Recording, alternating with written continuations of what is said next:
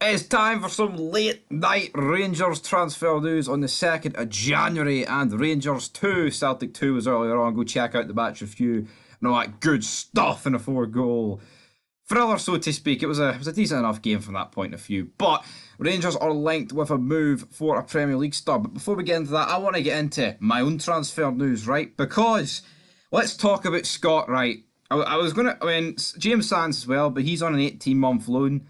And in the past, like last season, I was like, we probably should make that official. No. James Sands' son, no. Yeah, we enjoyed your wee loan, but see, once the summer comes, your wee 18-month period at Rangers is bye. And let's talk about Scott Wright, because this guy was abysmal against Celtic. And you know what? He's been shite more or less his entire Rangers career. Now, I know he scored in the cup final, whoop-de-doo, but like, there's some people who turned their nose up at us signing Lewis Ferguson. Lewis Ferguson is not good enough for Rangers, but what Scott Wright is, Lewis Ferguson, the guy that's not single-handedly, that's a disrespecting to the rest of the Bologna team, but, you know, he's like tearing up Serie A, and here we are with Scott Wright, and bringing Scott Wright and James Sands on. Again, I think it is Beale's fault. He should have brought on Scott Arfield. I mean, we had Roof and Kolak on the bench. Like, why are they on the bench if they can't play 5 minutes? Don't really understand that, guys. But yeah, in my opinion, sell Scott Wright in this window. There's a few other players, but I think that's videos for another day. But in terms of this video, Rangers are linked with a move for Premier League club star, and it is the big man, Wolf centre back Dion Sanderson. I think I talked about this on football the other day, but I thought I'd talk about it here. 3 million for Birmingham City loanee, but I mean he's on loan at Birmingham City, so that doesn't really mean that we're going to get him in this window. He has spent time on loan at QPR, Cardiff, and Sunderland, so he knows his way about the Championship and League One. Would I take him? You know what? He's only 23. But we've got so many issues at the back. Probably I would take him, but again, 3 million. Beale said he wants to sign people who's going to come into the starting 11, and are you 100%, convinced that this guy's going to come into the starting 11? I'm not really 100% sure. So maybe we skip this guy. It's like with Ross Stewart. A lot of people commenting that we should not be wasting 10 million on Ross Stewart. And you know what? I wholeheartedly agree. Into the final bit, I wanted to discuss the penalties. It says here, VAR got corner goals and handball wrong. I don't blame John Beaton.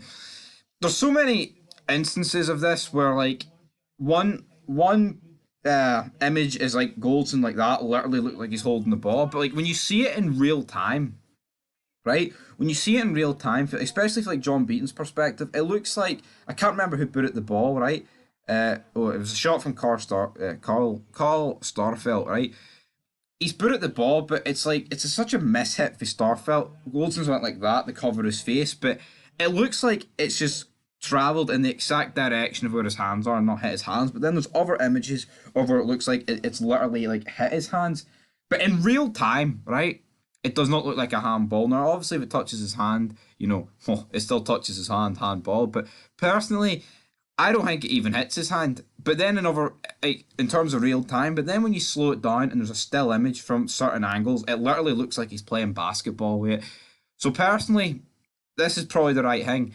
The VAR got the call wrong. But you can't blame John Beaton. I think John Beaton had a good game. In terms of the other handball shouts that Celtic had for the other stuff, I don't think any of them were. In terms of the Goldson one, that was like the most proper one, in my opinion. So, yeah, and that rounds up, guys, your 2nd of January news.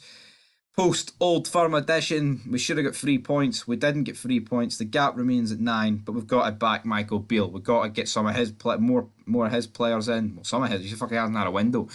But we need starting 11 players. That's what he said. That Wang, go and back him. Look what he did with that bench today. I mean, he botched, like he should have brought other players on, but he got Rangers playing against a Celtic team that everyone thought was superior and still will think is superior. So yeah, back Michael Beale, give him the tools. You wouldn't give an electrician a fucking sickle to wire some plugs, and that is what we're dealing with here when you've got the likes of Rabbi Matondo and Scott Wright. And I have been critical of Sakala, right? I said, Sakala was so shit in that Motherwell game.